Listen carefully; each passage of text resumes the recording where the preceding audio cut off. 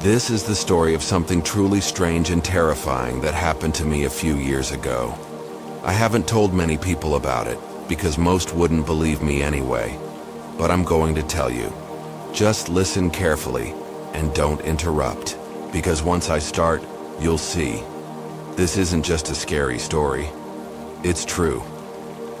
It all began when I moved into a new apartment. It wasn't anything fancy, just a small one-bedroom on the second floor of a quiet building in a peaceful neighborhood. Rent was cheap, and I was just happy to finally live on my own. The place was old but not creepy. At least, not at first. I didn't know anyone in the building, but I noticed this one guy across the hall. He lived alone too. A man probably in his 50s. Thin, pale, with greasy black hair and a strange limp. I never caught his name. He never gave it. The first time I saw him, he just stared at me. No smile, no words. Just a cold, dead stare as he unlocked his door and slowly went inside. I laughed it off. Everyone has weird neighbors, right? But something about his eyes made me uncomfortable. Like he wasn't just looking at me. He was studying me. For the first couple of weeks, things were quiet. I'd hear some noise from his apartment sometimes, scraping sounds, soft thumps, sometimes even whispering.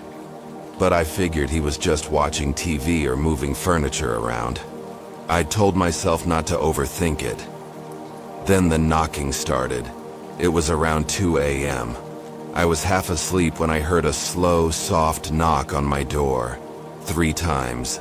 Knock, knock, knock. I sat up, heart pounding. Who the hell would knock at that hour? I didn't answer. I just sat there, holding my breath. Nothing. The next morning, I checked the peephole before leaving for work. No one was there. I told myself, maybe it was just someone drunk, knocking on the wrong door. I let it go. But then it happened again the next night. Same time. Same slow knock.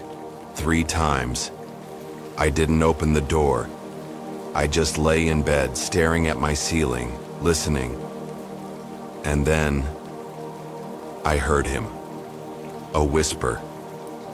I saw you. It was so soft, I almost thought I imagined it, but I heard it just outside my door, a man's voice, cold and whispery. I called the building manager the next day and asked about the guy across the hall. She said his name was Mr. Harris. He'd lived there for over 10 years, never caused any trouble, paid rent on time, quiet. I told her about the knocking, the whispering. She shrugged, said maybe I was dreaming, that he was old and maybe a little odd but harmless. But that wasn't true, not even close.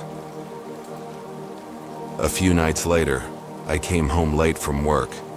As I unlocked my door, I saw his door slightly open. Just a crack. It was dark inside, but I swear I saw someone standing behind it, watching me. I froze. My keys slipped from my hand. Then, in a flash, the door slammed shut. I picked up my keys and went inside, locking the door behind me. My hands were shaking. I didn't sleep that night. I kept the lights on and sat up with a kitchen knife in my hand. The next day, I stayed home. I needed rest. I tried to nap, but around noon I heard a soft scraping sound coming from the wall behind my couch, the wall that connected to his apartment. It was like something was slowly being dragged across the floor. Then I heard a laugh.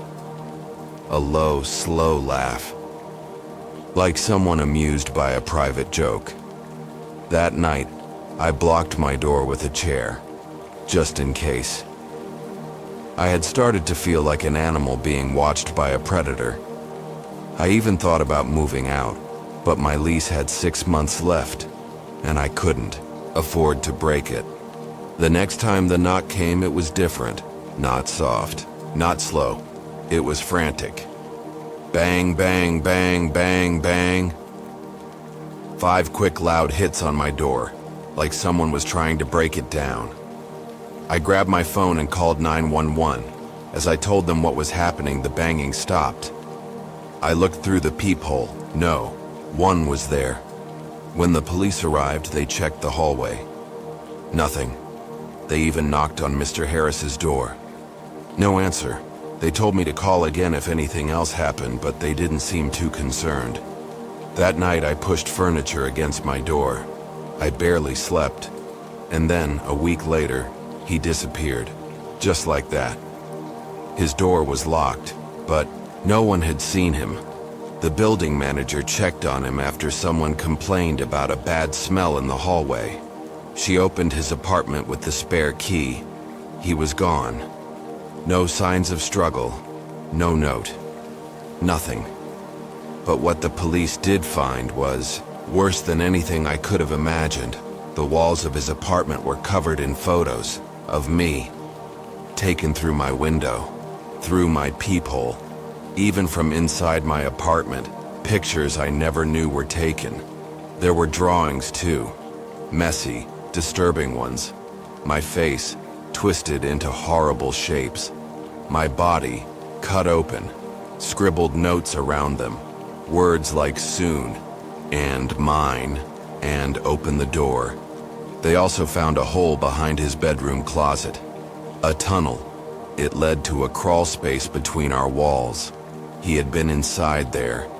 That's how he got close enough to whisper. That's how he took some of the pictures. The cops said he might have had some kind of breakdown, that maybe he'd been planning something. But no one ever found him. Not in the building, not in the city. He vanished completely. After that, I moved out, broke the lease, didn't care about the money. For months, I couldn't sleep without a light on. I'd wake up in a panic thinking I heard footsteps in the walls. Even now, years later, I sometimes check the peephole 5 or 6 times before going to bed. Because the worst part isn't that he watched me, it's that he's still out there, somewhere, and maybe he's watching someone else now. So if you ever feel like someone's staring at you when no one's there, or if you hear whispers at night and can't find where they're coming from, don't ignore it. Lock your doors, check your walls, and never open the door after midnight.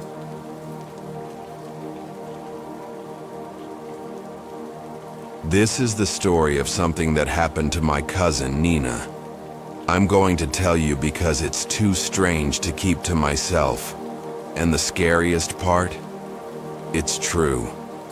Every single bit of it. Nina had just moved into her new place. It was a small, quiet street on the edge of town. Just a line of houses, all neat and old-fashioned, with short fences and small gardens. Nothing fancy, nothing creepy. That's what she thought. She moved in during spring. The weather was nice and everything seemed peaceful. Her neighbors waved at her, smiled politely, and went about their day. But there was one house right next to hers that always made her feel weird. It was the only house with no lights on at night, no sound, no movement. The curtains were always shut, and the lawn was overgrown. She thought maybe no one lived there. But one day she saw him, an old man, standing in the upstairs window, just staring, not moving, not blinking, just staring straight into her bedroom window. She froze when she saw him. Then, slowly, he stepped back into the shadows, disappearing behind the curtain. She shivered. But again, she tried to ignore it. She told herself, maybe he was just lonely.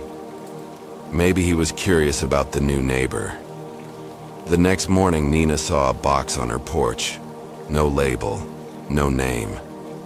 Just an old cardboard box, taped shut. She opened it carefully. Inside were photos. Photos of her. Sleeping.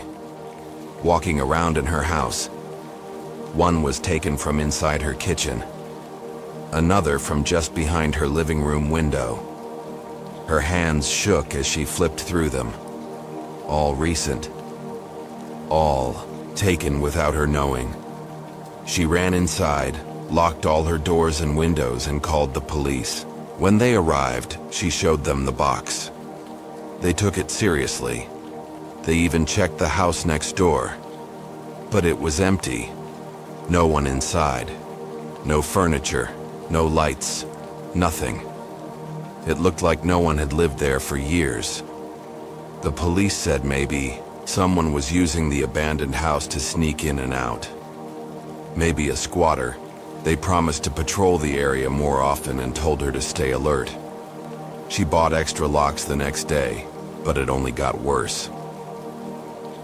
One night, around 1 a.m., Nina heard a sound outside her window, a soft tapping, like nails against glass. Tap, tap, tap. She slowly turned off her bedroom light and crept to the window. She peeked through the blinds and screamed. A face, pale, wrinkled with dead-looking eyes, pressed right up against the glass. She jumped back, grabbed her phone, and called the cops again. But by the time they arrived, the man was gone. No footprints, no sign of forced entry. The next day, she installed security cameras. One in the front, one in the back, and one watching the hallway inside. She watched the footage every night before bed. For a few days, things were quiet. Nothing weird. No tapping, no boxes, no faces in the window. Until one night she woke up to the sound of footsteps inside her house.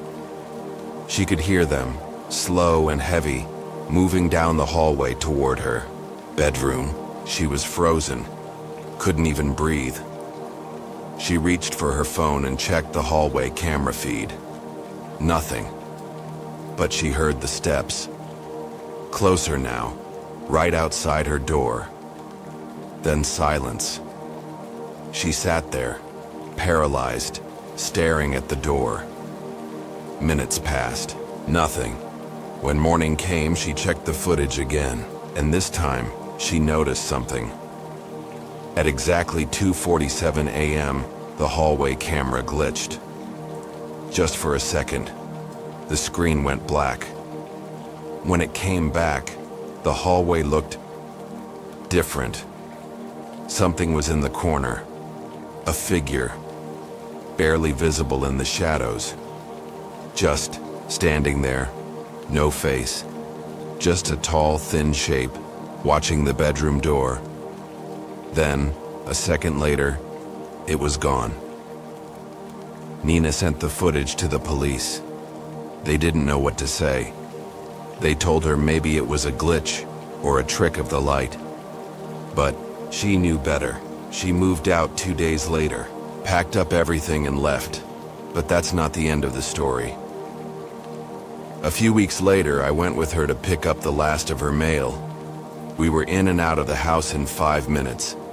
As we were walking to the car, I noticed something in the window of the house next door. That same old man, staring. I swear he was smiling. We froze.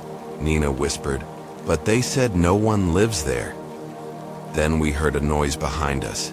A creak. The sound of a door slowly opening. We turned back to Nina's house, and her front door was wide open. She had locked it. I watched her do it. Didn't go back inside. We got in the car and left fast. That night she checked the cameras remotely one last time. What she saw still haunts me. At 3:12 a.m., a figure crawled out of the ceiling vent in her hallway. Long limbs, moving like an insect.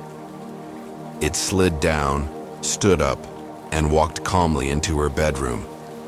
Then it looked straight at the camera. No eyes, just a hollow face. Then it climbed back into the vent and disappeared. That was the last thing the cameras ever recorded. The feed went dead after that. The hard drive was wiped. We never went back. Nina moved across the country, changed her number, doesn't talk about it anymore. And that house next door, still empty. But sometimes if you walk by late at night, people say you can see him, standing in the window, still watching, waiting. So if you ever move into a quiet neighborhood with friendly faces, but one house just doesn't feel right, trust that feeling. Keep your doors locked, watch your windows, and whatever you do, don't wave back.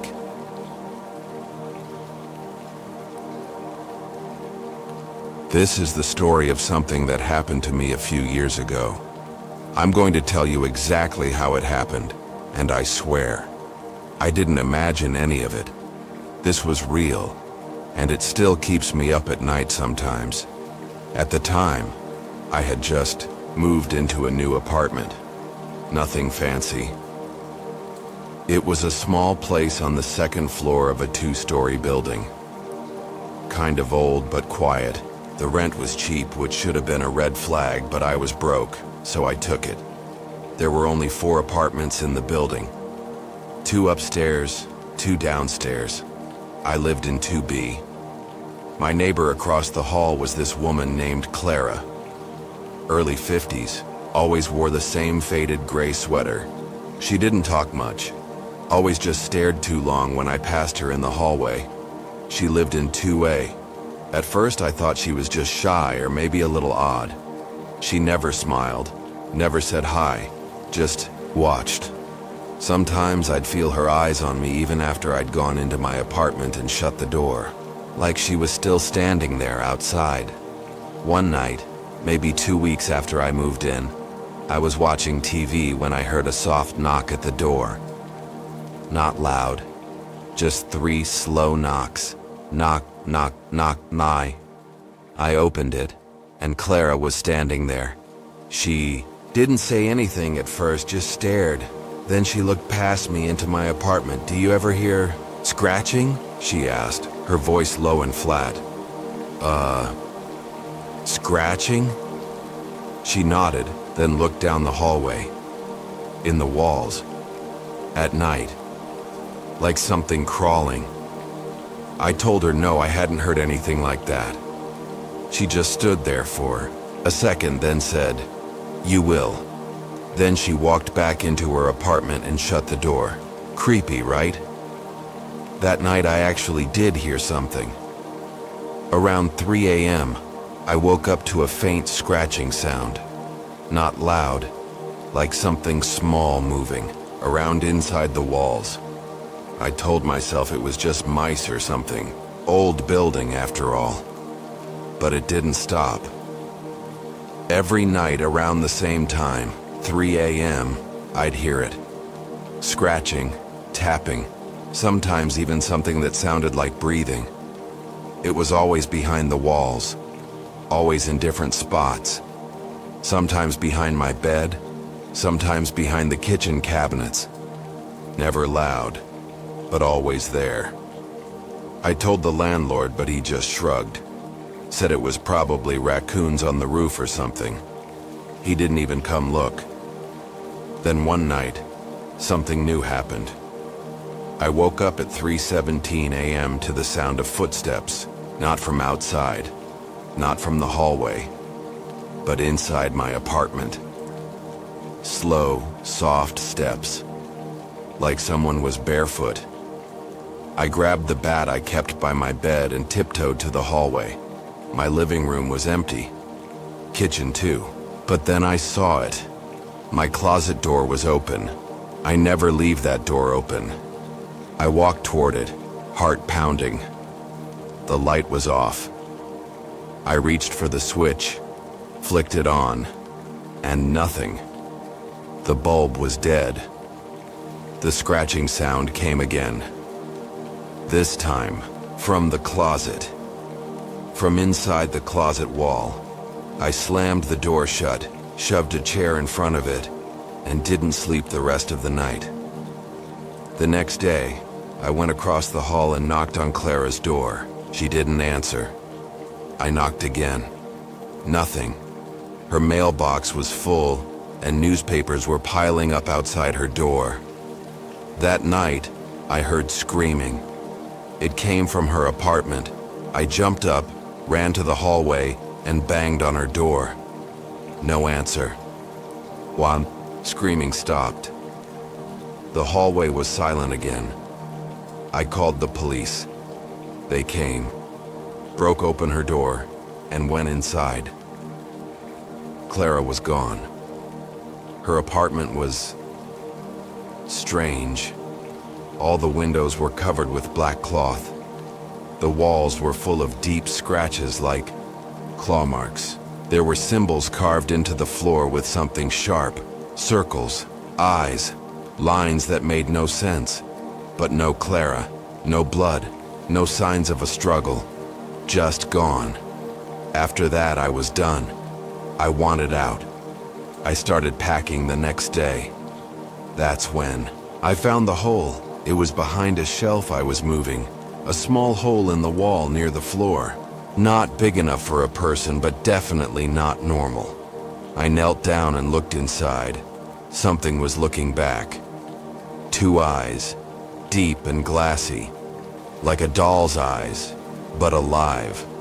I fell backward, hit my head and scrambled away. When I looked again, the eyes were gone. I didn't care anymore.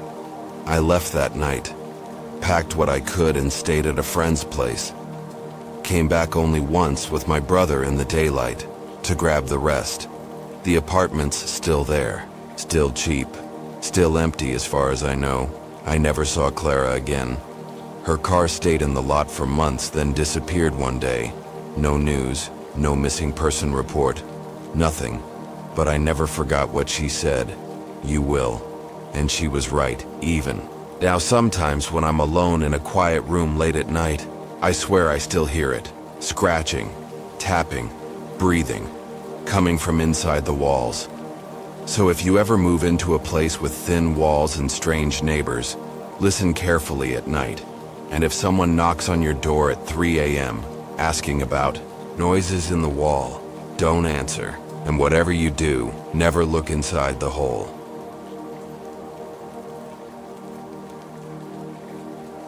His is the story of something that happened to a friend of mine. Let's call him Jake. I'm telling you exactly how it went down because it's so strange, and honestly, it freaked me out when he told me. And yeah, it's all true. Jake had just moved into a new apartment. It was an old building on the edge of town. Not too fancy, but cheap and close to his work. The neighborhood seemed quiet enough. Mostly families and older folks. Nothing really to worry about. Or so he thought. His apartment was on the 3rd floor. Across the hall lived a man named Mr. Collins. No one really knew much about him. He kept to himself mostly. Jake only saw him a few times, always wearing a long trench coat and a fedora, even inside the apartment building. Weird, right? But Jake didn't think much of it at first. People are strange sometimes. At the start, everything seemed normal. Jake would say hi in the hallway, but Mr. Collins just nodded quietly and kept walking. No conversation, no smiles. One night, about a week after Jake moved in, he heard strange noises. It was around midnight. He thought it was just the building settling. You know, old pipes or something. But then he heard footsteps outside his door. Slow, heavy steps. He peeked through the peephole. Nothing there. He opened the door a crack and looked down the hall. No one. Shrugging it off, he closed the door. The next few nights, the footsteps came again. Always around midnight, walking back and forth outside his door. Sometimes slow, sometimes fast, Jake started to get nervous.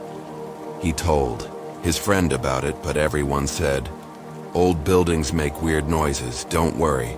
But Jake knew something was off. One evening, Jake was home alone when the power went out. Total blackout. No lights. Nothing. His phone battery was low, so he lit a candle and sat near the window. Suddenly, he heard tapping. Soft, slow tapping on his window. He froze. The tapping kept going. He slowly turned toward the window and peeked outside. There was a figure standing just outside, barely visible in the dark. A man, tall, thin, with a pale face. He was tapping the glass, looking straight at Jake. Jake's heart raced. He slammed the window shut, backed away, and locked all his doors. That night, he barely slept. The next morning, Jake found something chilling on his doorstep. A small box, no writing on it, just a black ribbon tied around it. He brought it inside, carefully, and opened it. Inside were pictures, photos of Jake, sleeping, walking to work, sitting on his couch. They were all recent. Jake's hand shook as he looked through them. Someone had been watching him, inside his own apartment. He called the police. They came, took the pictures, and searched the building, but no sign of anyone. Suspicious. The police said maybe someone had a key or a neighbor was watching, but Jake didn't know who. He tried to stay calm. Then one night, things got worse. Jake woke up to whispering. Soft, low voices coming from the hallway outside his door. He grabbed his phone and checked the security app he had installed earlier. The camera showed the hallway, but no one was there. The whispers grew louder. They sounded like voices talking just outside his door, but when he opened it, the hallway was empty. Jake started to feel watched all the time. The feeling didn't leave him. One evening, Jake's friend came over to help him move out. Jake had decided to leave. As they packed, Jake told him about the strange things. Suddenly, they heard the tapping on the window again. Both turned and looked. Standing outside was Mr. Collins, but his face was different. Not pale, but almost twisted, like he wasn't human. His eyes were black holes. Jake and his friend stared in horror. Mr. Collins smiled, a wide, creepy smile that didn't reach his eyes. Then he vanished. Jake's friend said, "That's it. We're leaving now." They hurriedly finished packing and got out of the building.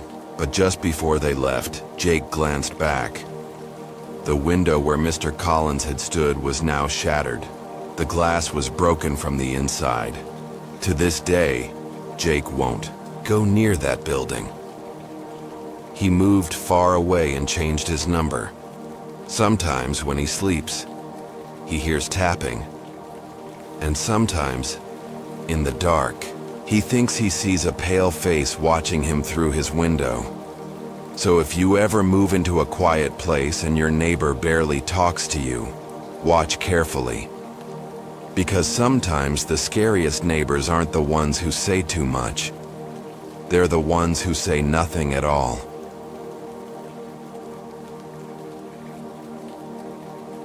This is the story of something that happened to me a few years ago. I haven't told many people because even now, when I talk about it, I feel that same chill down my back. But I think it's time I shared it. Maybe you'll believe me. Maybe you'll just think it's a creepy story. But either way, I swear, this really happened. I had just moved into a small rental house on the edge of town. Nothing fancy, just a quiet place for me to live alone after years of roommates. The house was old, built sometime in the 60s, and had a bit of a strange smell like old wood and dust. But it was cheap and I liked the peace. The neighborhood seemed fine. Mostly older folks, quiet streets, trees lining the road. My next-door neighbor was a man named Carl. Early 50s, gray beard, heavy set. Always wore the same dirty flannel shirt. He lived alone too, and he didn't talk much, but he'd nod when we saw each other. I thought he was just one of those quiet types. I was wrong. The first thing that felt off happened about 2 weeks after I moved in. I was sitting in my living room one night, watching TV, when I noticed something through the window. The curtain was slightly open and I swear I saw movement, like someone standing in my yard just outside the glass. I froze. Then the motion sensor light flicked on, and suddenly the figure disappeared. I ran outside with a flashlight thinking, maybe someone was snooping around, but there was no one. Nothing. Just the wind and a few rustling leaves. I convinced myself it was probably a cat, or maybe a shadow. I was tired, right? You see what you expect to see. But the next night, I found footprints, muddy ones, right below the living room window. They led from my fence, Carl's side of the fence, to the spot outside the window. And then they vanished. I didn't want to assume anything. Maybe a delivery guy had walked around. Maybe a kid cut through the yard. I didn't want to think it was Carl, but I started keeping my blinds closed after that. Then the weird knocking started. Every night around 2:30 a.m., I'd hear 3 knocks on my front door. Always 3. Slow. Even. I'd grab a bat and check the peephole. No one. One night I flung the door open the second I heard the knock. Nothing. Just the cool night air. No footsteps. No sound. Like whoever did it disappeared. I bought a camera for the porch after that. A cheap little security one that sent notifications to my phone. The next night, I waited. 32 a.m. Knock. 3 times. The camera went off. I opened the app and hit play, and I swear to you, I still have the clip. There was nothing, no one there, just the sound of the knock. But when I zoomed in, frame by frame, I noticed something terrifying. In one frame, just one, there was a blur, like someone crouched low, half hidden behind the porch rail. It looked like Carl. The next day I went next door. I didn't accuse him. I just said, "Hey, have you seen anyone strange walking around at night?" He looked at me for a second, then smiled. A weird, crooked smile, and said, "Night times when the world is quiet. That's when people show their real faces." Then he shut the door. I should have left then. I should have packed and found somewhere else to live. But part of me thought maybe I was being paranoid. Maybe he was just a creepy guy and I needed to relax. That night I locked everything. Every door, every window. I even blocked the back door with a chair. I stayed up again watching the porch cam. 29 a.m. nothing. 31. Then it happened. Not at the front door, but at the back. The chair blocking it slowly shifted. I didn't hear knocking. I heard breathing, right on the other side of the door. I stood up, holding my bat, heart pounding like a drum. I whispered, "Who's there?" Silence. Then, a whisper came back, "I've been here the whole time." I dropped the bat. I ran to the front door, flung it open, and sprinted to my car barefoot. I didn't stop to look back. I drove straight to my friend Jared's house and stayed there for the night. The next morning I went back with Jared to grab some clothes. Everything looked normal. No signs of a break-in, no chair moved, no doors open. But in the hallway, just outside my bedroom, something new had appeared. A photograph, taped to the wall. It was a picture of me, sleeping, taken from inside the room. That was the final straw. I called the cops. They came, searched the house, looked for fingerprints. Nothing. The photo had no prints. The doors showed no signs of forced entry. They talked to Carl. He claimed he'd been asleep all night. No one could prove anything.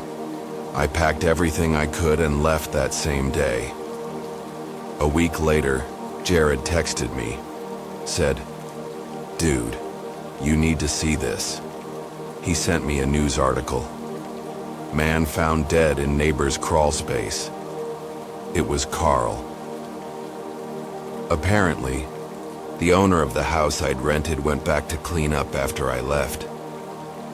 He noticed a strange smell. When he checked the crawl space under the floorboards, there Carl was, curled up like a child, dead for at least 3 days. Which meant the day I ran from that house, the day I heard breathing at the back door, Carl had already been dead. So who whispered to me? Who took that photo? To this day, I don't have an answer. I've moved far away. I live in a high-rise now. No crawl spaces, no yards, and I never sleep without double-checking every lock.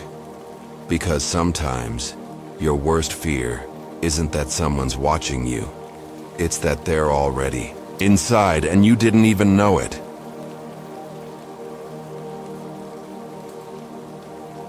This is the story of my friend Lisa. I've known her for years, and she's not the kind of person to make things up or exaggerate. But after what happened to her, I can tell you, she never looks at her old neighborhood the same way again. In fact, she barely talks about it. But I'm going to tell you now, because it's one of the scariest true neighbor horror stories I've ever heard. Lisa moved into her new apartment on a quiet street in a small town. It was an old building, but affordable, with a few other tenants. The kind of place where everyone knows each other's names, but nobody really pries too much. She was excited to start fresh after a tough year, and hoped the calm neighborhood would help her settle.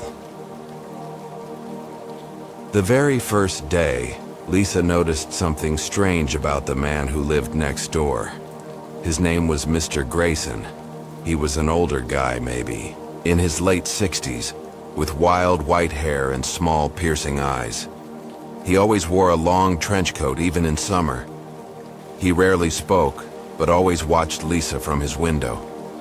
Not just a quick glance, but hours at a time, like he was studying her. Lisa tried to ignore it. Maybe he was lonely or just nosy. She kept to herself and went about her days. Then the noises started. One night, around 11 p.m., Lisa was in bed when she heard footsteps outside her door. Slow, heavy steps pacing back and forth in the hallway. She peeked through the peephole, but no one was there. The footsteps stopped and the hallway went silent. She tried to tell herself it was just her imagination, but it wasn't.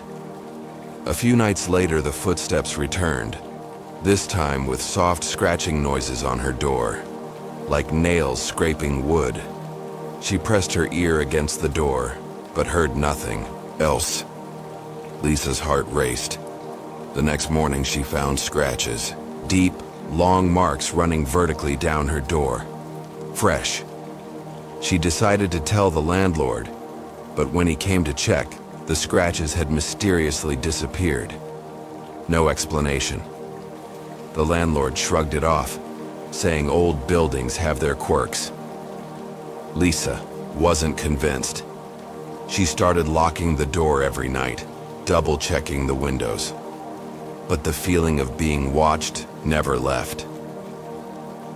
One evening, Lisa was sitting on her couch when she noticed Mr. Grayson standing in the hallway outside her apartment. She waved, trying to be polite, but he just stared, Then slowly, he raised his hand and pointed directly at her. That gesture sent a shiver down her spine. She closed the curtains and locked the door. A week passed with no incidents, and Lisa started to relax a bit. Maybe she was being paranoid. Then, one morning, she woke up to find her apartment door wide open. She was certain she locked it before bed. Inside, the place was untouched, nothing stolen. But on her kitchen table was a small, old-fashioned key and a note. The note was written in shaky handwriting. "You can't hide forever." Lisa's hands trembled as she picked up the key. It didn't fit any of her locks. That day she went to the police. They took the note and key but said there wasn't much they could do without more evidence. The next night was the worst. At exactly midnight, Lisa heard a soft knocking on her window. She looked up but saw nothing except the dark street. Suddenly, the knocking grew louder and faster, like someone was banging urgently. She pulled the curtains closed and called a friend to stay on the phone with her until morning. After that, Lisa found strange things in her apartment. A single shoe left on her doorstep. Footprints in the dust on her windowsill. A faint smell of cigarette smoke she didn't recognize. One night, she caught a glimpse of a shadow moving in the hallway mirror, but when she turned, no one was there. Lisa began sleeping with a kitchen knife under her pillow. Then one day she found out the truth. She was talking to a neighbor in the building across the street when he mentioned Mr. Grayson's past. According to him, Mr. Grayson had lost his family years ago and had become unstable. There were rumors he had been arrested for stalking and harassment, but was released because there wasn't enough proof. Lisa felt her stomach drop. She realized all, the strange things, the watching, the scratches, the notes. It was him. And it had been going on longer than she thought. She told the police again, this time demanding they check Mr. Grayson's apartment. When the officers searched his place, they found something horrifying.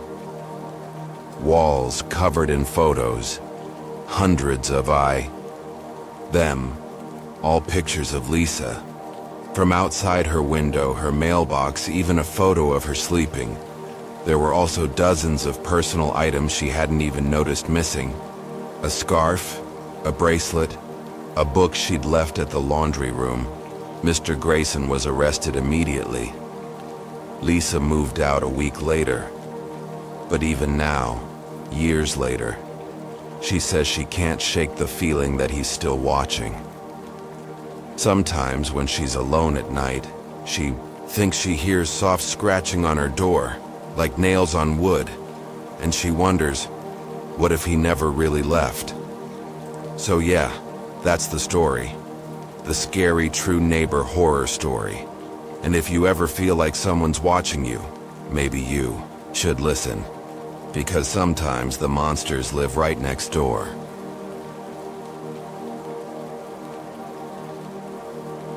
This is the story of something that happened to my cousin Ryan. He's not the type to make stuff up, trust me. Always calm, always logical. But what happened to him in that little house on Maple Street? It changed him. Forever. And after you hear what I'm about to tell you, you'll understand why he doesn't talk about it anymore. Ryan had just bought his first house. It wasn't big, just a one-story place in a quiet neighborhood. It was a bit older, with creaky floors and a rusted fence, but he was proud of it. He'd saved for years to afford it. The street was lined with trees, the neighbors waved, and everything looked peaceful. At first, the day Ryan moved in, he told me the woman across the street was already staring at him from her porch. She was maybe in her 60s, gray hair tied back, tight, thin lips and eyes that didn't blink enough. She didn't smile or wave, just stared. He thought maybe she was just curious about the new guy on the block, but that wasn't it. The next day, Ryan went out to grab coffee, and when he came back, he found a dead bird on his porch. Not just dead, its neck twisted and its wings pulled apart. Feathers were scattered around like it had been posed. At first, he thought maybe a cat had done it, but there were no scratch marks, no blood. Just placed there, neatly. He threw it away and tried not to think too much about it. That night, he heard something outside his bedroom window. A low tapping sound. He thought it might be tree branches, but when he looked out, there was no wind and no branches near the window. Just that same neighbor woman, standing across the street in her yard, at midnight, in a robe, still staring. Ryan closed the blinds and tried to sleep. For the next few days, things only got weirder. One morning, he woke up to find his front door wide open. He was sure he locked it. He always locked it. Nothing was stolen, nothing seemed moved, but still, the door was open. He bought a new lock that same day, a strong one with a deadbolt. Then, the next night, he found something new. A small wooden box sitting on his doorstep. No note, no name. Inside, a single Polaroid photo. It was him, sleeping in his bed. Ryan lost it. He called me at 2 a.m, panicking, his voice shaking like I'd never heard before. I told him to call the police. He did. They came, looked around, and took the photo. But they didn't find fingerprints. No signs of forced entry. No real evidence. Just keep an eye out, they said. He installed cameras the very next day. Put one above his front door, one in his hallway, and one in his bedroom facing the door. And that night he didn't sleep. He just watched the live feed from every angle. Nothing happened until 3:26 a.m. The hallway camera glitched, just for a second, a quick flicker. Then it came back, and the hallway was empty. But the bedroom camera showed something else. The door slowly opened, just a crack, and a hand reached through. Pale, wrinkled, long fingers. The door didn't open fully. The hand stayed there, still, almost like it was waiting. Then it vanished. The door closed. When Ryan checked the hallway footage again, that part was black. Just static for 5 full seconds. No sound. No movement. He showed me the clips the next day. I swear, my stomach dropped when I saw that hand. That same night, Ryan heard scratching under his bed. It sounded like nails on wood. Light, repetitive. He didn't look. He couldn't. He left the house and spent the night in his car. The next morning, he gathered the courage to check under the bed. There was nothing, except for another Polaroid. This one showed him sitting at the kitchen table, drinking coffee. But here's the thing. He had never seen that moment before. It wasn't a memory. He checked his clothes in the picture, the mug he was holding. It was that day's clothes, that day's mug.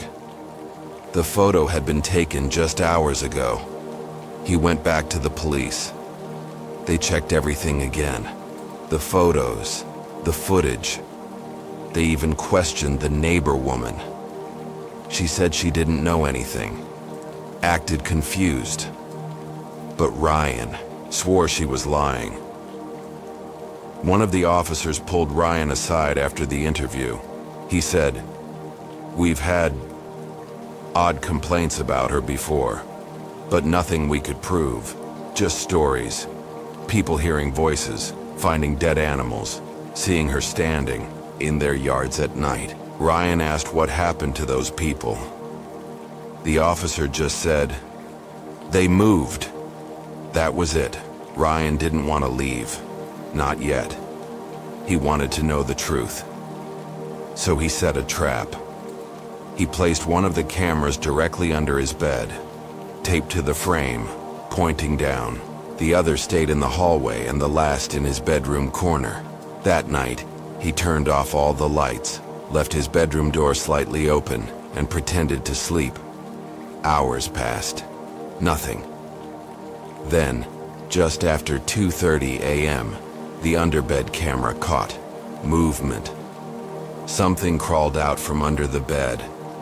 Not climbed, crawled. Slow and careful. It was her. The neighbor woman. She was lying flat, like a shadow, and pulled herself out silently. She was wearing a black nightgown. Her eyes were wide. Too wide. And she didn't blink as she stood there watching him. Ryan said he could feel her in the room. But he didn't move. Didn't breathe. She reached out, hovered her fingers inches above his face, then turned and walked out. Ryan waited until morning. He showed the footage to the police again. This time, they arrested her, but they didn't find anything in her house except a hidden crawl space in her floor. Inside were dozens of Polaroids, all of them of past neighbors, sleeping, eating, changing clothes.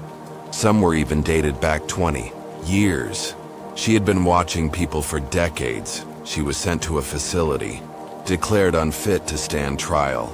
They said she had some kind of disorder, a deep obsession with control and observation. Whatever the name is, Ryan didn't care.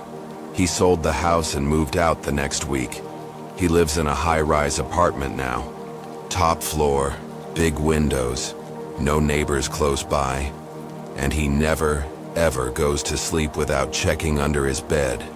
Because sometimes, even when you lock your doors and shut your blinds and think you're safe, someone might already be inside.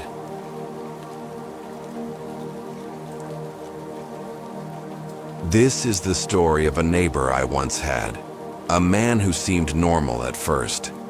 I'm going to tell you everything, exactly as it happened, and I want you to listen closely. Because what started as a quiet move into a new neighborhood turned into something that still gives me chills whenever I think about it. It all began about 3 years ago when I moved into a small house on the edge of town. It was peaceful, surrounded by trees, and the rent was cheap. Too cheap, actually. But I didn't think much of it back then. I just needed a place to stay, and this one looked perfect. It had a front porch, a tiny backyard, and only one neighbor, next door. Just one. His name was Mr. Ellis. He was a quiet man in his 50s, always wore the same gray sweater, and never smiled. The first time I saw him, he was standing in his front yard, staring at me. Not watching, not curious, just staring. Like he already knew something about me. I waved, but he didn't wave back. I told myself he was probably just an old man who didn't like change or new people. Maybe he'd warm up later. Spoiler, he didn't. For the first few weeks, everything was okay. I'd hear Mr. Ellis moving around in his house sometimes late at night. I'd see lights flickering in his basement windows, even though no one ever went in or out of there. Once, I even saw him carrying a large, heavy bag from the house to the woods behind his yard. It was the way he looked around before he disappeared into the trees that made my skin crawl, like he was making sure no one was watching. But I was. Still, I didn't want to jump to conclusions. Maybe he was just private. Maybe he had secrets, but who didn't? Then things started getting strange. It began with sounds, scratching on the shared wall between our houses at night. I'd be lying in bed almost asleep when I'd hear slow, dragging scratches, like someone was dragging their nails down the other side of the wall. I told myself it was rats, or maybe the house just settling. One night, I decided to knock back. Just one soft knock, thinking maybe it was pipes or something. Immediately after I knocked, the scratching stopped. Dead silence. I waited. Then, suddenly, 3 slow knocks came from the other side. I didn't sleep that night. The next day, I went outside to talk to Mr. Ellis to try and be friendly and ask if he had noticed anything strange. But he wasn't there. His house looked abandoned. Curtains, drawn, no sound, no lights. It was like no one lived there at all. I tried knocking on his front door, but no answer. I left a note, but it stayed there untouched for days. Then came the smell.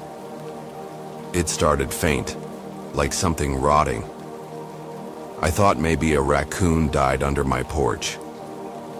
But no, it was stronger near the wall that connected to Mr. Ellis's house. That same wall where I'd heard the scratching. I called the landlord. He said Mr. Ellis had lived there for over 20 years and had never caused a problem. In fact, the landlord said no one had seen him in months. Months. That night, I couldn't take it anymore. I had to know what was happening. I stayed up with the lights off, watching his house from my window. Around 2 a.m., I saw movement. His back door creaked open, and Mr. Ellis stepped out. But he didn't look normal. He was dragging something behind him, a large rolled-up carpet. I swear I saw an arm fall out of one end before he quickly pushed it back in and tied it tighter. He looked around again, just like before, and disappeared into the woods. I wanted to call the police. I really did, but I didn't have proof. I didn't even know what I had seen. My mind was spinning. Maybe I was imagining things. Maybe it was just an old man disposing of junk. But in my gut, I knew something was very wrong. The next night, I heard the basement door open in my house. Yes, in my house. I never used the basement. It was small, unfinished, and always locked. I kept the key in a drawer and hadn't touched it since moving in. But that night, I heard it creak open. I grabbed a flashlight and a knife from the kitchen. Every step down into that basement felt like I was walking into a nightmare. It was freezing down there, and the smell was stronger, sharp, and sour, like meat left out in the sun. I reached the bottom and turned the flashlight slowly across the room, and that's when I saw it. A hole. A tunnel, actually, dug into the wall that led directly toward Mr. Ellis's house. Fresh dirt all around it. Someone had been digging from his house into mine. I stood there, frozen. Then I heard something. Breathing. Slow, heavy breathing coming from inside the tunnel. I ran. I locked the basement door and pushed a shelf in front of it. I didn't sleep. I didn't blink. The next morning, I called the police and told them everything. Every creepy detail, even the parts that made me sound crazy. They came, checked the basement, and went through Mr. Ellis's house. What they found still haunts me. In his basement, they found photos. Hundreds of them. All of me. Sleeping. Eating. Brushing my teeth.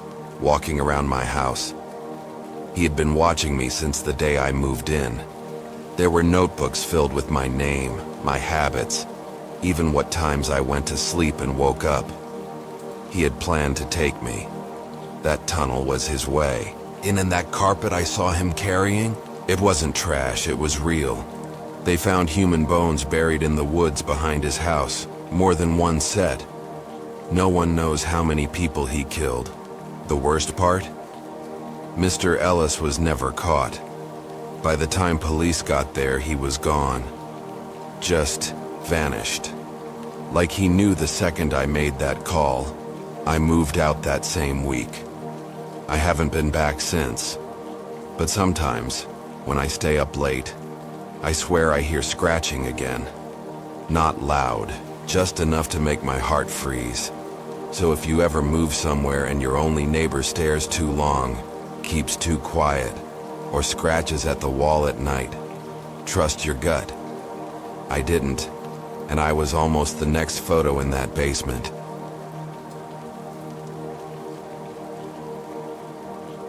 This is the story of something that happened to me a few years ago. Something that still makes my skin crawl when I think about it. I'm going to tell you everything exactly how it happened. So sit tight, listen carefully, and whatever you do, don't ignore the feeling you get about someone, especially if that someone is your neighbor. I had just moved into a small 2-bedroom apartment on the edge of town. It was quiet, clean, and cheap. The kind of place people only move into when they're trying to escape something or someone. For me, it was just a fresh start. I'd broken up with my longtime girlfriend and I needed space, mentally and physically. So when I saw the "for rent" sign outside the building, I didn't think twice. Everything seemed normal at first.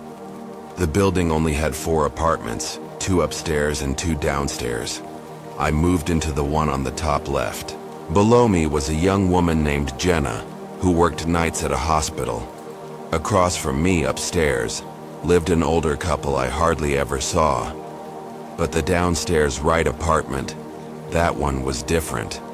A man named Carl lived there.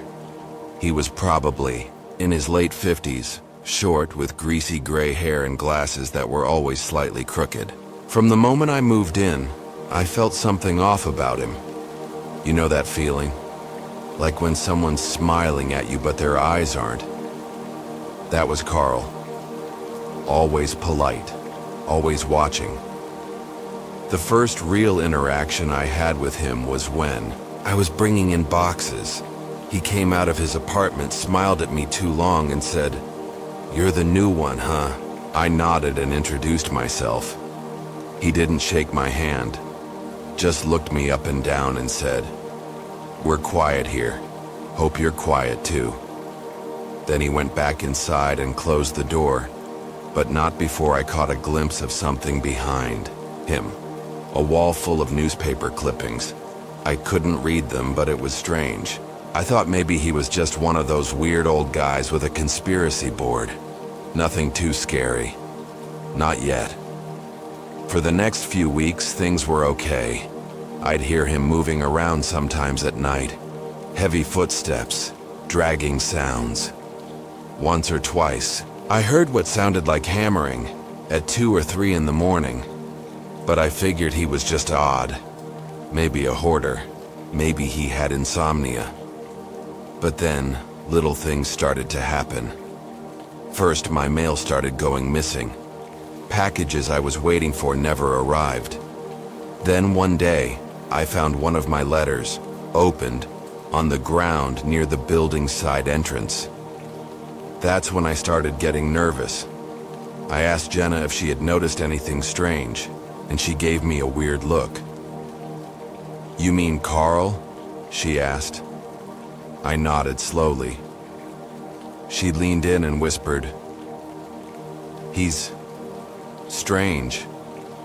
He once asked me what color pajamas I wear." She shivered. "That man gives me the creeps." That night I locked my door, all windows, and even shoved a chair under the doorknob like you see in movies. I wasn't being paranoid. I was being careful. A few days later, I heard scratching at my door. Not knocking, scratching. Like fingernails, or maybe a key. I held my breath and looked through the peephole. Nobody was there. But I waited. Watched. Still nothing. I finally opened the door and looked down. There was a note. Just a plain piece of paper with one sentence written in all caps. I see you when you sleep. I felt sick. I looked around the hallway, empty, silent. I reported it to the landlord, but she just shrugged and said Carl had been living there for over 20 years and never caused real trouble. Real trouble? What did that even mean? That night I didn't sleep. I kept the lights on, sat with a baseball bat near my bed, and listened. Every creak in the building made me jump, but it wasn't until a week later that things got truly terrifying. I came home from work around 6 p.m. It was already getting dark, and the hallway lights in the building were flickering. I unlocked my door, went inside, and immediately felt something was wrong.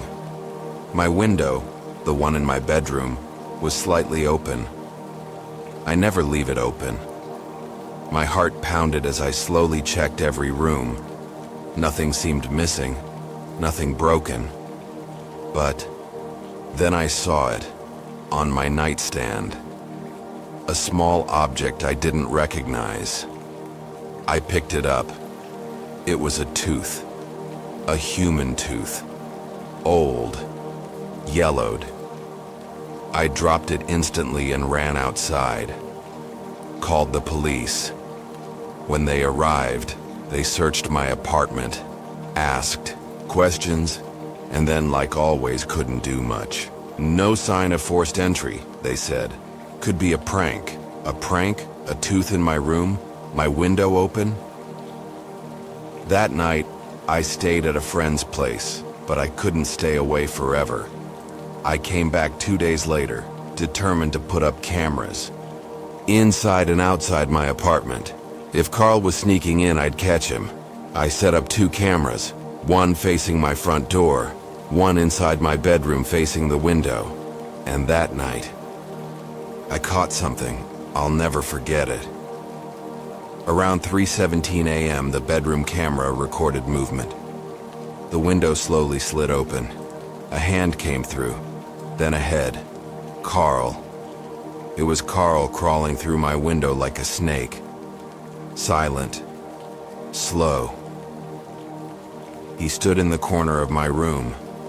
Just stood there, watching me sleep for almost 20 minutes. Then he walked to my nightstand, placed something down, and crawled back out the window. I watched the footage in horror, my entire body shaking. I showed it to the police. This time they acted fast. They got a warrant, searched Carl's apartment. What they found, his walls were covered in photos. Pictures of Jenna, of me, of other tenants from years ago. Some of the photos were taken through windows, some were from inside apartments, hidden camera style. But the worst part? In one room, they found boxes, each box labeled with a name. Inside were personal items, toothbrushes, socks, hair, even fingernail clippings and teeth. Not just one. Carl was arrested, charged with stalking, breaking and entering, and more. But nobody knows the full truth. How many people he watched, how many he followed. Maybe even heard. After that, I moved out the same week, far away, to a building with security, cameras, and lots of people around. But I still don't sleep with my window open. Ever. And sometimes, just sometimes, I wake up in the middle of the night, heart racing, and check every corner of my room. Because even that, I wonder if Carl was the only one or if there are more like him. Quiet, smiling, watching.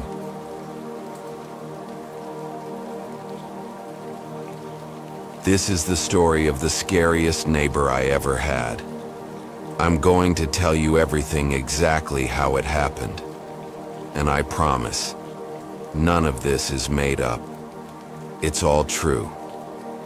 So listen carefully, because the more I talk about it, the more I feel like I wasn't just unlucky, I was chosen. It started when I moved into a small apartment in a quiet neighborhood. I was new to the city, and I didn't know anyone yet. The apartment was cheap and had just enough space for me, and the area looked peaceful. Trees lined the sidewalks, kids played during the day, and most of the neighbors kept to themselves. The apartment next to mine was number 6B. I was in 6A, and the man who lived in 6B, there was something wrong with him from the start. His name was Peter, or at least that's what the name on the mailbox said. I never saw him during the day. Never. Only at night. I'd hear his door creak open after midnight, and I'd sometimes see him standing at the end of the hallway, just standing there, staring at my door. He didn't move. He didn't knock. He just stood there, sometimes for minutes, sometimes longer. The first time I noticed it, I was about to go to the kitchen for water. I walked toward the door, and through the peephole, I saw him. His face was pale, his eyes wide. He didn't blink. He just stared straight ahead, at my door. I froze. I didn't even breathe. I waited until he finally turned around and walked back into his apartment. I thought about reporting it, but I told myself maybe he was sleepwalking. Maybe he had a condition. But deep down, I knew something wasn't right. Then the knocking started. Exactly 3:03 a.m. Every night I'd hear 3 knocks on my door. Just 3. Never more. I'd run to the peephole every time, but no one would be there. I even stayed up one night waiting quietly by the door just to see who it was. And right on time, 3 knocks. But when I opened the door immediately, after the hallway was empty, no sound, no footsteps, just cold silence, I asked the landlord about Peter. He looked uncomfortable. He told me he keeps to himself, doesn't talk to anyone, been here for years, best to just ignore him. I could tell he didn't want to say more. But how do you ignore someone who knocks on your door every night? Who stares at your door for no reason? One night I made a mistake. I knocked back. It was 3:03 a.m., and I heard the usual 3 knocks. But I was angry, tired, scared. So I knocked back. 3 sharp knocks. The hallway light flickered. I'm not even kidding. It flickered. Then, from the other side of the door, I heard something that didn't sound human. It was a laugh, but not a normal laugh. It was low, broken, like someone trying to copy what a laugh should sound like. It lasted a few seconds, then stopped. I didn't sleep that night. The next day, things got worse. When I woke up, I noticed something had been slipped under my door. It was a photo of me, sleeping, taken from outside my bedroom window. I live on the 2nd floor. I couldn't breathe. My window had no balcony, no fire escape, just a straight wall. How could someone take that photo? I ran to the police and showed them everything. The photo, the strange behavior. They said they'd check it out. An officer came by, knocked on Peter's door. No answer. The door was locked. The officer shrugged and said, "If he does anything else, let us know." That night, the knocks didn't come. I thought maybe the officer scared him off. But the next morning, when I opened my door to leave for work, there was another photo. This time, it was of me, standing in my kitchen. It was taken from inside my apartment. I swear on everything, my doors had been locked, my windows shut. I don't even know when or how it was taken. That's when I realized he had been inside my home.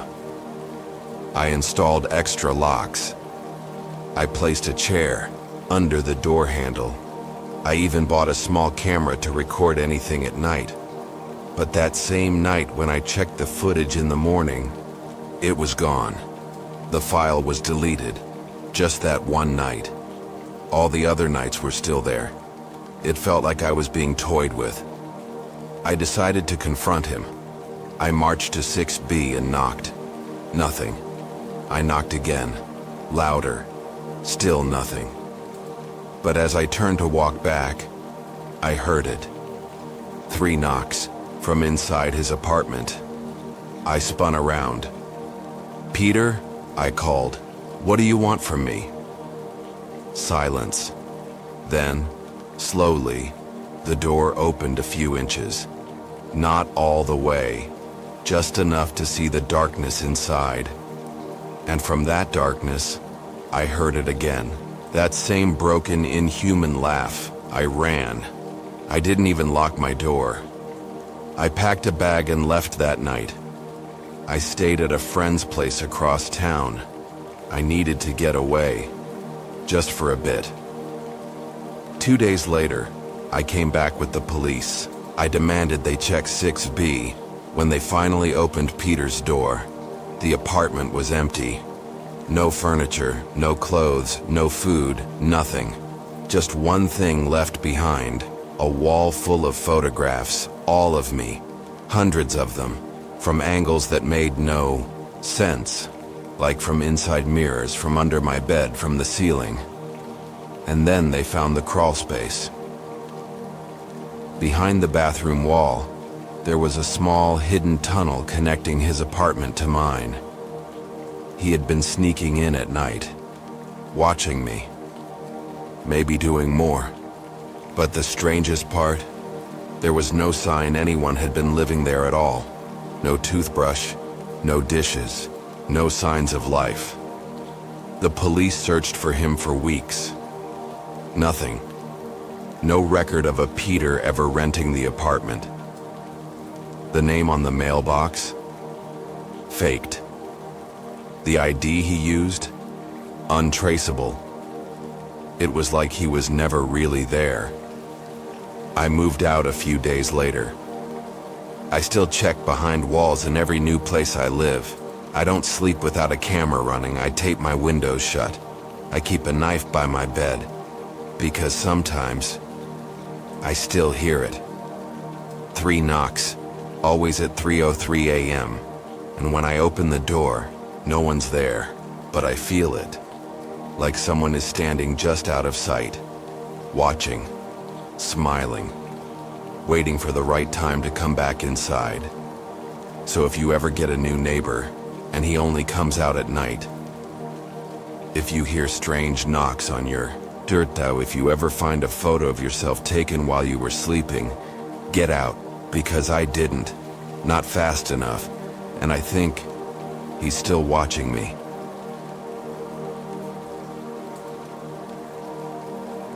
This is the story of the neighbor I had once, the one who turned my life upside down in ways I never imagined. I'm going to tell you everything that happened, word for word.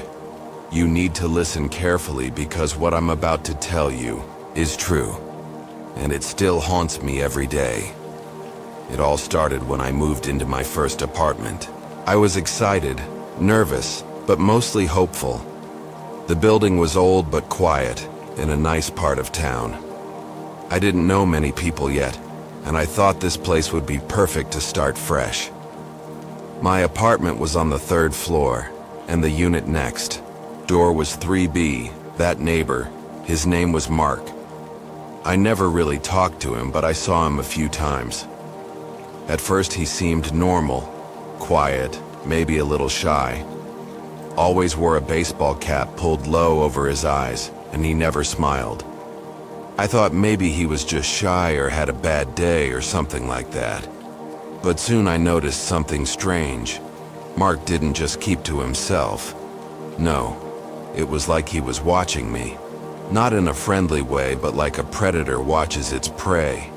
It started with little things. The first time I was coming home late one night around midnight.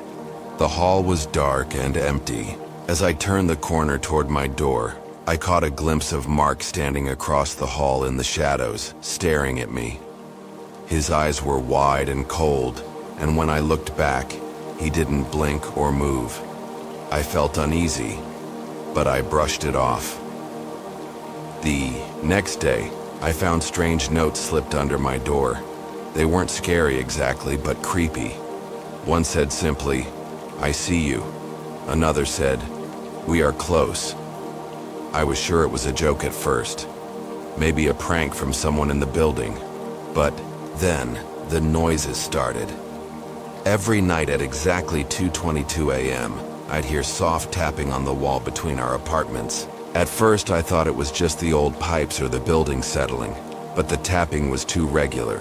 3 taps, pause, 2 taps, pause, 1 tap, pause. Then it repeated. It was like a message, a code. I started to get scared. I didn't know what it meant, but it was coming from Mark's side of the wall.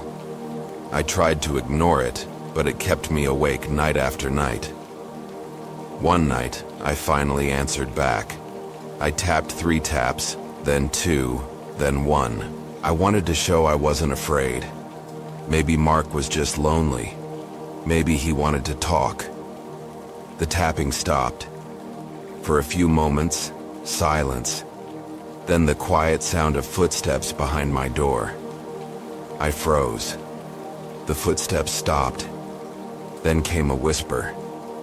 It was so faint I almost didn't hear it, but I swear it said, "You can't hide."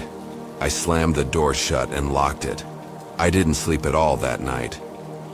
The next morning, I found my apartment door slightly open. Not wide open, just cracked.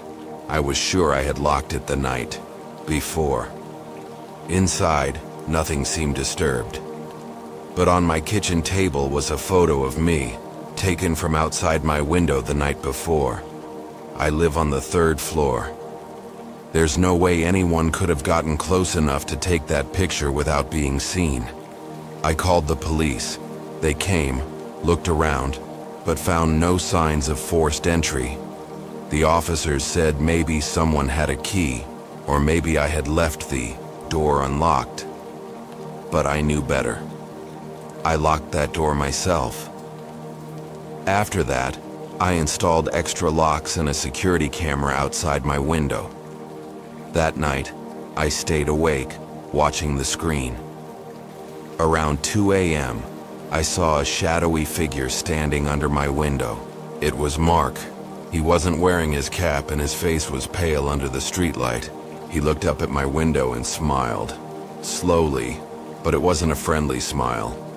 It was cold, empty, dead.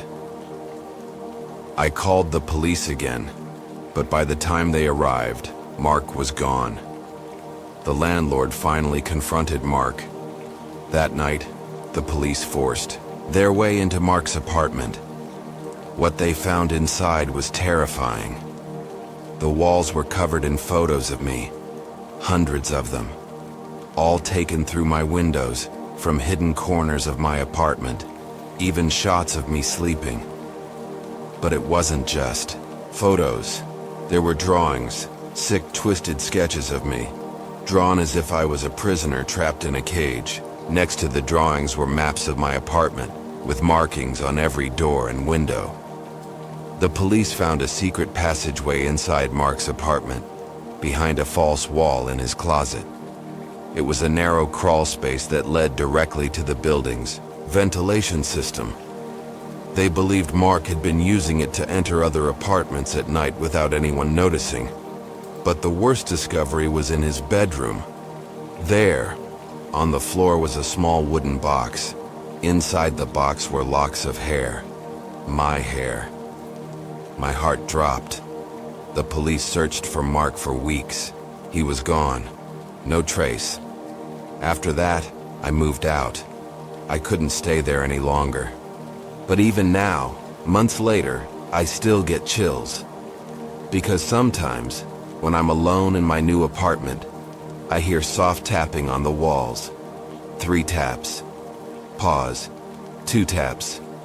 Pause. 1 tap. I've never told anyone this story before, but now you know.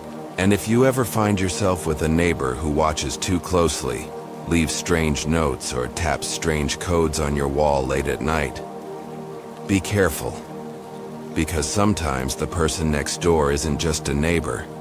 They might be watching you, waiting, and you won't even know it until it's too late.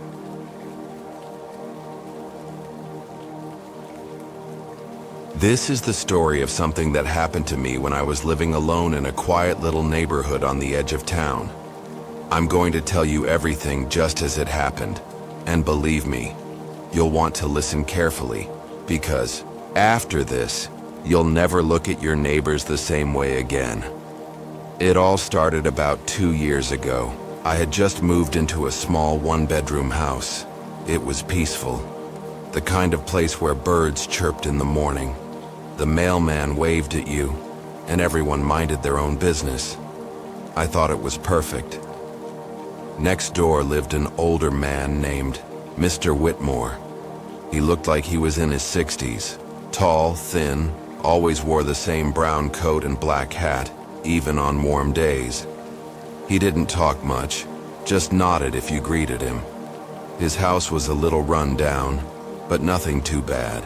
I figured he was just a quiet guy, but there was something off. The first thing I noticed was the light. Every night, exactly at 2:17 a.m., a dim red light would glow from his attic window. Not a soft red, more like the kind of red you'd see in a dark room. At first I thought maybe he was into photography or something, but I never saw any photos, and the light never moved. It just stayed on for exactly 11 minutes, then turned off. That was weird, right? But it didn't stop there. One night I couldn't sleep. I was lying on my bed just staring at the ceiling when I heard it. The sound of someone whispering. At first I thought it was coming from my own house. I sat up and listened. No, it was coming from the direction of Mr. Whitmore's backyard. I peeked out the window. He was out there, standing completely still under a tree, looking up at the moon, whispering something I couldn't understand. There was no one else around, just him, talking to the air. The next morning, I asked one of the neighbors about him. An older lady named Mrs. Evans. She frowned when I mentioned his name. "That man's been here forever," she said. "I don't know what he does, but every family that's lived next to him eventually moves out." "Why?" I asked. She shook her head. "No, On really says, just that strange things happen, bad things. I should have listened." A few weeks later, things started happening in my own house. Small things at first. Doors that I was sure I closed would be open in the morning. I'd hear footsteps in the hallway at night, even though I lived alone. One time, I found muddy footprints leading from my front door to the kitchen. The weird part? The door was still locked. From the inside, I bought security cameras. I installed them the same day. That night, I stayed up and watched the feed on my laptop. Everything was normal until 2:17 a.m. The red light came on in Mr. Whitmore's attic. A few seconds later, my living room camera glitched, just for half a second. But when it came back, the rocking chair in the corner, which had been still all day, was moving. Slowly, back and forth, like someone had just stood up from it. I checked the footage the next morning. Right at the moment the camera glitched, there was a single frame, just one, where it looked like a face was staring straight into the lens. Pale, sunken eyes. No expression. I didn't sleep that night. I tried to ignore it. Told myself it was just the camera acting up. But deep down, I knew something was very wrong. A few days later, I came home from work to find a note on my front door. It wasn't in an envelope, just a folded piece of old yellow paper. The writing was messy, like someone had written it in a hurry.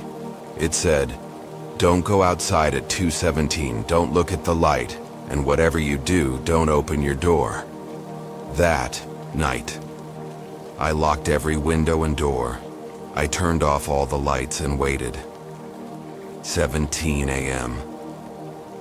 The red glow appeared in Mr. Whitmore's attic window. My hands were shaking. I remembered the note and stayed put. But then came the knock. Soft. 3 taps. Slow. Coming from my front door, I didn't move, didn't even breathe. Then the voice came. It wasn't Mr. Whitmore's voice. It was wrong, hollow, like it was echoing from far away. It said my name. Twice. Then, "Let me in." I stayed frozen. The knock came again. Louder this time, more urgent. I wanted to scream, I wanted to run. But I stayed still. Just like the note said, after what felt like forever, the knocking stopped. The red light went out, and everything went silent. I thought it was over. I thought maybe I'd imagined it. But the next morning there was a new note on my doorstep. "You did good, but it's not done." That's when I made a decision. I needed to know what was happening. I needed answers. That night, I waited again. This time, I had a plan. When the red light came on, I turned on my phone camera and aimed it at his attic window. Zoomed in. What I saw still haunts me. There were people, not just Mr. Whitmore. 3 others, standing in a circle, holding hands. Their faces were covered with old masks, like something out of a forgotten ritual. One of them was holding a small wooden box. They chanted something over and over. And then, the box opened. I couldn't see what was inside, but the light coming from it wasn't red anymore. It was black, pure black, like a hole in the world. And then the attic window shattered. The red light died instantly. My phone screen went black. I felt something in the air, like pressure in my ears, like a storm was coming. And then there was silence. The next morning, Mr. Whitmore's house was empty. I mean, completely empty. Like no one had ever lived there. No furniture, no dust, nothing. Just bare wooden floors and walls. Even the attic was clean. The neighbors said he moved out overnight, disappeared. But I don't think he moved. I think whatever was in that box took him. Took all of them. I moved out 2 days later. Sold the house. I never looked back. Sometimes, I wake up at night at exactly 2:17 a.m., heart racing. There's no red light, no whispering, no knocking. But I still remember that voice, and sometimes I think I hear it, just outside the window, saying my name, asking to be let in. So if you ever see a strange red light in the middle of the night, don't look at it. Don't go to the door. And whatever you do, don't open it.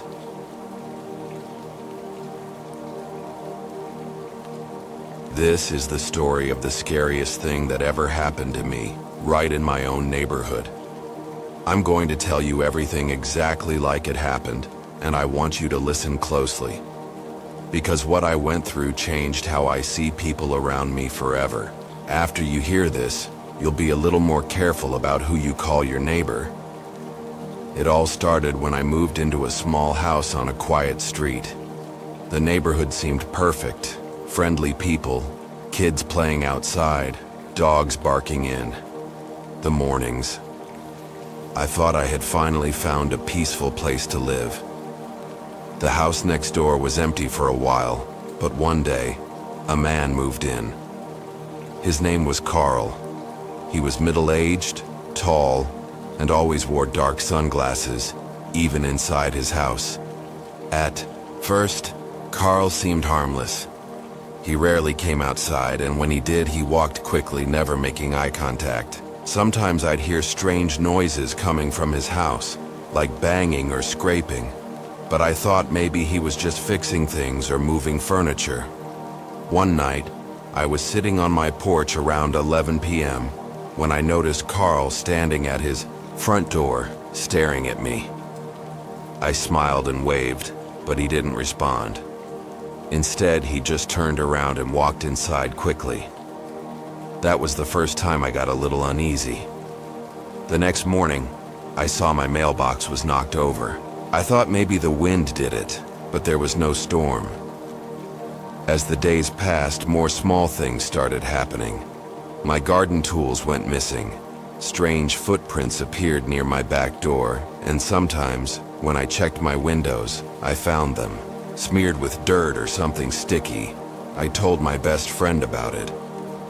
He laughed and said, "Maybe Carl's just messing with you.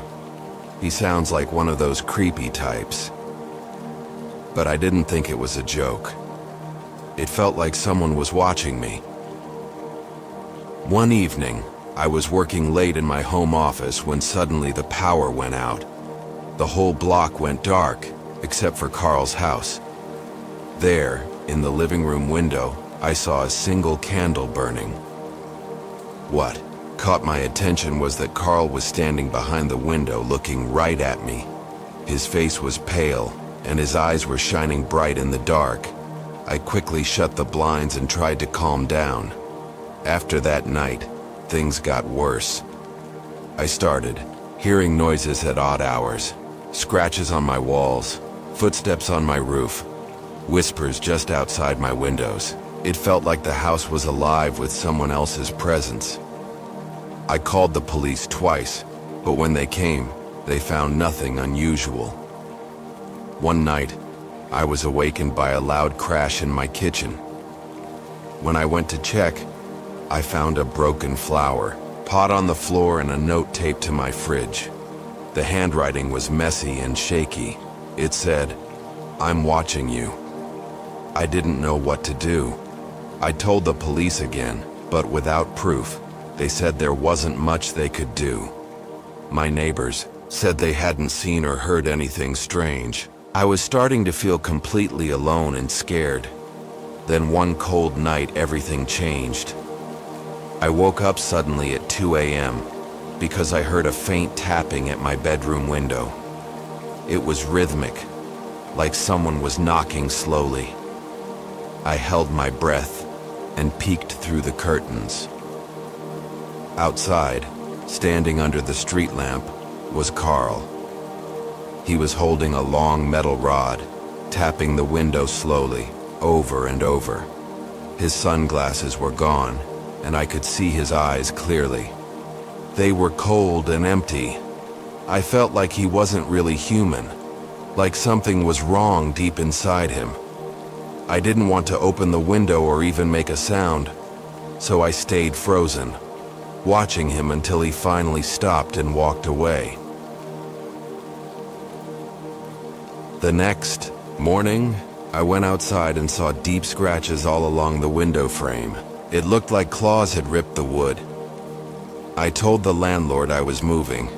I couldn't stay there any longer. But before I left, I decided to confront Carl one last time. I knocked on his door, my heart pounding.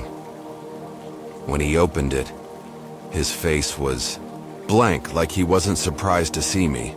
I asked him why he was doing all this, why he was scaring me. He smiled, a slow, cold smile, and said, "You don't belong here. This neighborhood isn't for people like you." I backed away and slammed the door. That night, as I packed my things, I heard whispers coming from the walls. Voices saying my name, calling me to stay. I didn't sleep at all. When I finally left, I felt like someone was watching me, even as I drove away. Months later, I found out from a friend still living there that Carl's house had been empty ever since. No one had seen him move out. The landlord said he tried to contact him, but the phone was disconnected. Some neighbors said they heard strange chanting coming from the house late at night before he disappeared. I don't know what Carl really was. Maybe a man with dark secrets, or something worse. All I know is, if you ever get that feeling that your neighbor isn't just your neighbor, if you ever see eyes that don't belong, don't ignore it, because sometimes the scariest monsters live right next door, and they don't knock, they watch.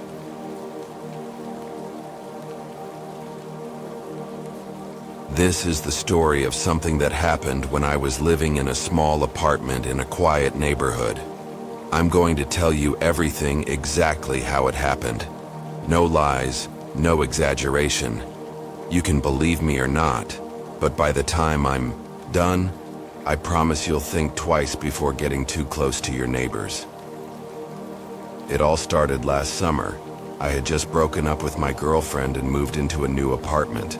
It was a small place, just 1 bedroom, 1 bathroom, but it was clean and cheap. The neighborhood was quiet, and the landlord told me most of the tenants had been there for years. My neighbor across the hall was a man named Greg. Mid-30s, slim build, thick glasses, always dressed in old gray sweatpants and a black hoodie.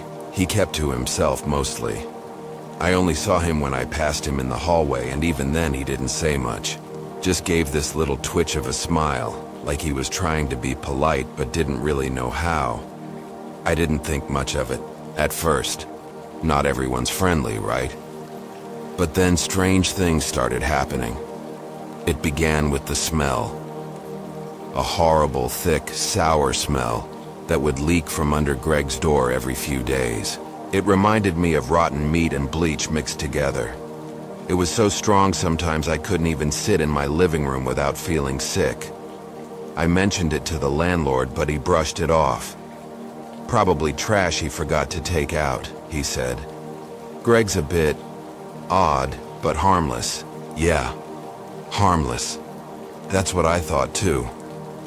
Then I started hearing things. Late at night, always after midnight, I'd hear sounds coming from his apartment. Not regular noises. I'm talking about dragging sounds, like heavy furniture being pulled across the floor, and sometimes soft thuds, repeated, rhythmic, like someone was hitting a wall, or maybe pounding on something. I once leaned close to the wall that separated our units to listen more carefully. That's when I heard it. A voice. It wasn't clear, like someone speaking into a pillow, but it sounded like crying.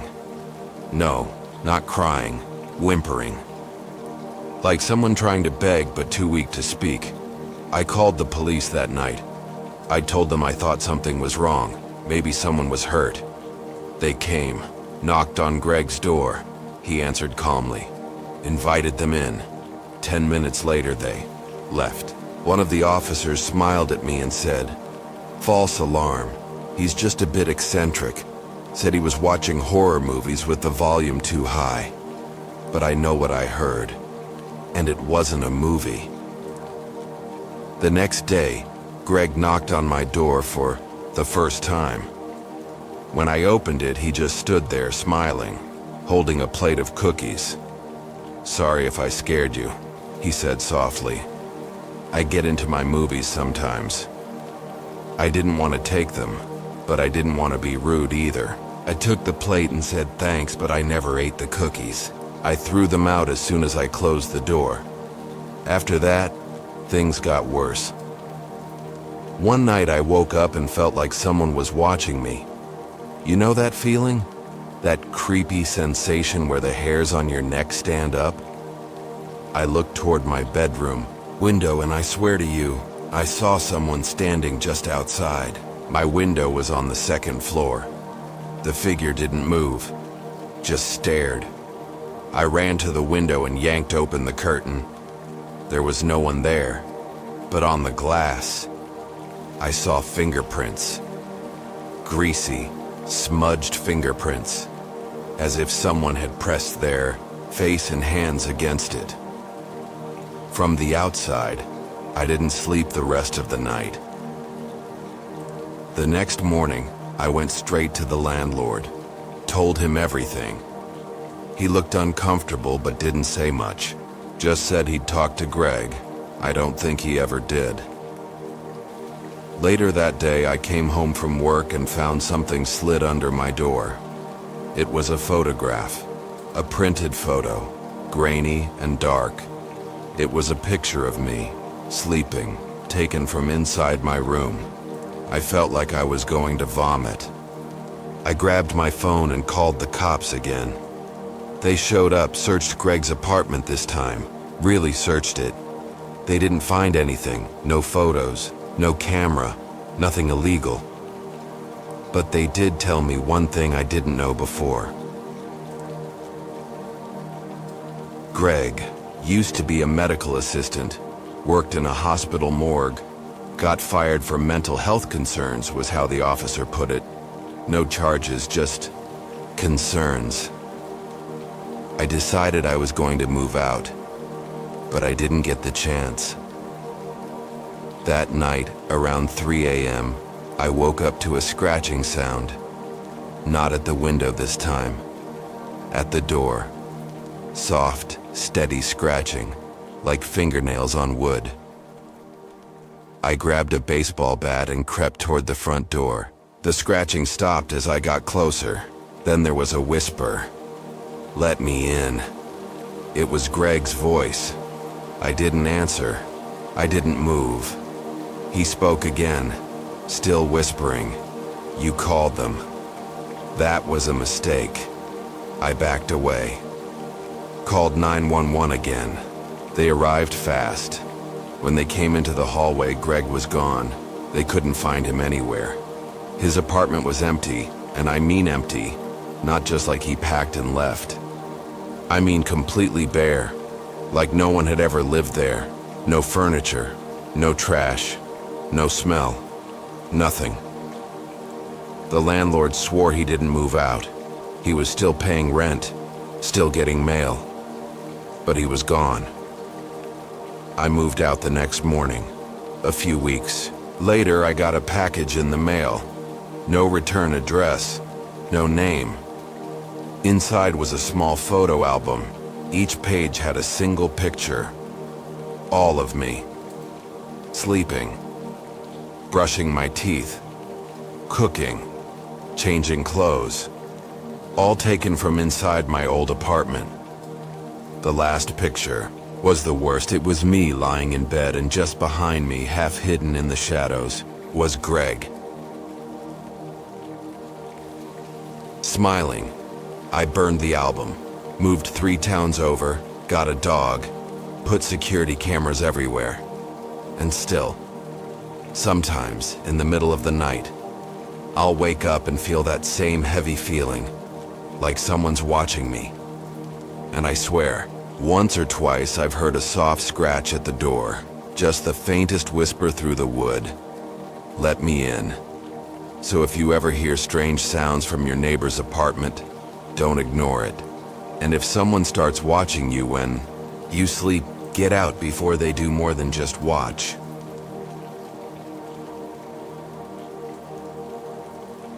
This is the story of something that happened to me a couple of years ago.